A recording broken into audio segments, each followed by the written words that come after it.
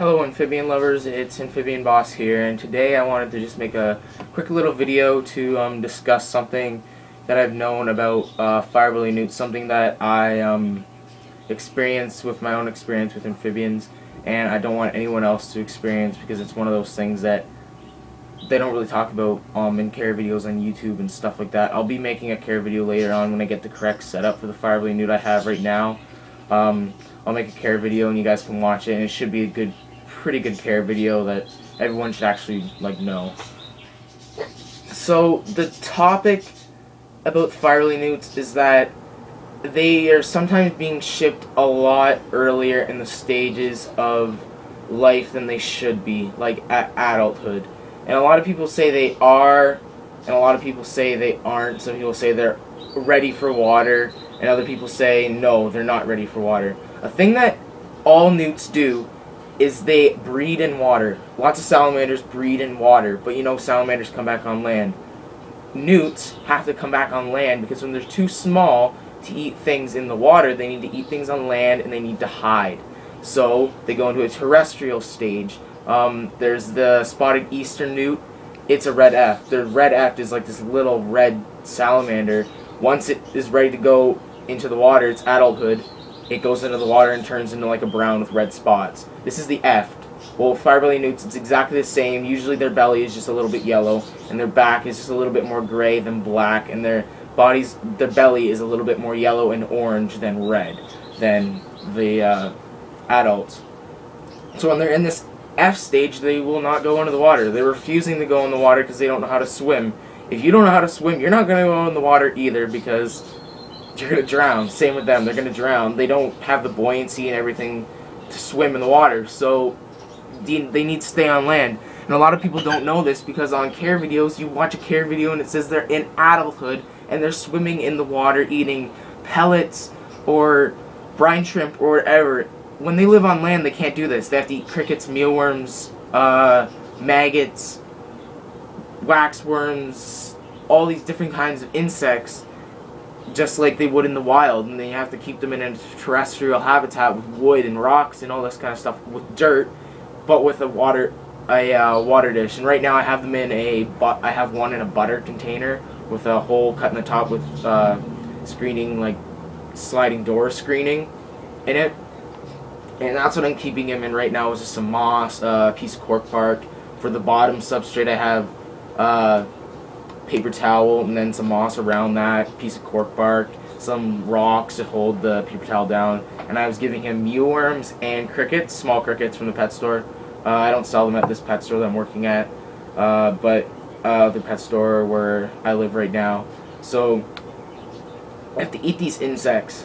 And what I do is just throw insects in, like it's the natural habitat. And there's like 2 or 3 crickets in there and like 4 mealworms. So like they're gonna crawl around, and the newt's gonna either like forage at night and hide during the day. And if anything goes in its little hide, then it's gonna maybe try and eat them. It's just gonna be like natural habitat. And another thing that happens with newts is, I'll just discuss that next. Another thing that happens with newts is they get really stressed out. If you get them right away, they'll refuse to go in the water. They're not going to go in the water. You have to get them used to their habitat. So one way to do that is keep them in the butter containers that I've made. Keep them in a butter container for a little while, just some moss, get it nice and damp. If you think they're in adulthood, that's great. Keep them in maybe a bigger container with a water dish or like some rocks and then some water to go into. If they swim in the water a lot and you just feed them like a few crickets and stuff, get them used to living there, get used to the temperature in the room you're keeping them in, and then they'll be used to their habitat when you can add them into water later on. Now I'm almost making this like a care video, but it's one of these things you have to know. And amphibians, a lot of amphibians like warm temperatures, but newts and salamanders come from the northern hemisphere, a lot of them. Now the Chinese fire-belly newts come from China, which is a little bit warmer than where I live. I live in Canada, in Ontario, so like the Great White North, Canada.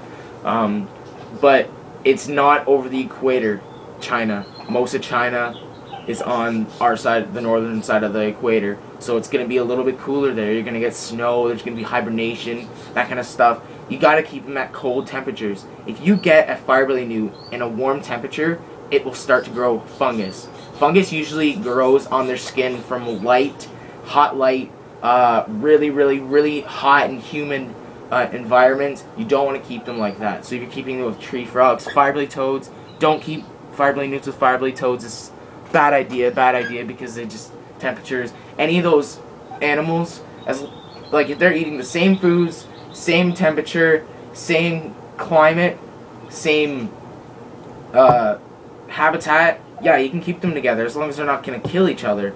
But other than that, there's nothing that you can really keep with fire-belly newts other than, like, nothing. You can't, because they're poisonous and all that kind of stuff. You just can't. You got to keep them together, and you got to keep them by themselves, and you got to keep them in the same habitat. But you got to keep it cool. Keep it cool, or they'll die and they'll get their fungus, all that kind of stuff. And there's ways to fix this. I'll talk about it in my care video. You can look it up on the internet too. I'll talk about it in my care video, how to keep the water cool, keep the habitat cool. There's probably some other things we can talk about. Since fire-belly newts are poisonous, you can't keep them with anything that is going to eat them, is going to bite them, get any poison in them. Anything that's going to share the poison in the water. You can share chemicals in water. They secrete any chemical in the water. Something that's not used to those chemicals could die. I was going to say dwarf frogs, they can live them with dwarf frogs. But then again, like, dwarf frogs don't have any poison at all, so you could get the poison thing, and dwarf frogs aren't as hardy as other frogs, so they can die really easy from water pH and stuff. Another thing I wanted to talk about is, like, keeping them in a terrarium. They don't need a lot of space. You can keep them in a small area like the butter container and keeping them in small critter keepers, like a 5-gallon aquarium. If you're going to have a terrestrial newt, keep it in a 5-gallon aquarium. It's that easy. You can keep them in 10 gallons. You can keep them as big as you want. More space, the better. They don't need a lot of space. Another thing I wanted to talk about is that fire-belly newts don't need a friend. Humans need friends. We're social animals. A lot of animals, dogs, are social animals. There's some fish that are social animals. Fire-belly toads are social animals. There's some tree frogs that are social. Fire-belly newts are solitary. They'll live underneath a log their entire life by themselves. Like, they need to breed and stuff. They're going to breed. That's when they get social. But if you don't even give them a breeding season, they're not going to need to breed. They can be by themselves. There's no harm in keeping them together. If you had a 5-gallon aquarium and you're going to keep them in a terrestrial habitat, you can keep 3 of them together. And a 5-gallon aquarium aquatic setup, you can keep 2 or 3. I wouldn't go over 3. 3 might be pushing it. But if you have, like, a right setup for them, it's pretty good. The last thing I wanted to talk about is feeding newts. Newts, like people say, oh, they'll eat all these things. Repti sticks, they won't eat these sticks, because if you read the back of these, the ingredient says there's corn and that kind of stuff. As a lot of people know, if you're into amphibians, a lot of amphibians don't eat anything that's plant matter. They eat insects. All amphibians basically do. Another thing people say, fish food, no fish food at all. It's for fishes. It's for fish. Sorry, bad grammar. It's for fish. Don't feed it to fire-belly newts. Or anything at all. Not even like aquatic frogs. And fire-belly newt or aquatic newt pellets by ZooMed. These will work if the newt wants to eat them. I don't think it's specifically made for fire-belly newts, but I know there's a lot of other newts, like maybe paddle-tail newts. I know the eastern newts that I was talking about, like the red Fs, they're really, really good scavengers in the water. So, like, it says for all types of newts, but I have one of these at home. My newts never ate them on land or in the water. I don't think they ate them in the water anyway. I'll try that out when I do an aquatic setup for my fire-belly newt, but this isn't like the best option. The best option, there's all these options. That's not good and that's not good. This is for newts. It's healthy for them. But I'd say the best thing to do, just insects. Small crickets. Don't feed them a lot of crickets, because if they bite the newt, then that's kind of, it's going to stress out the newt.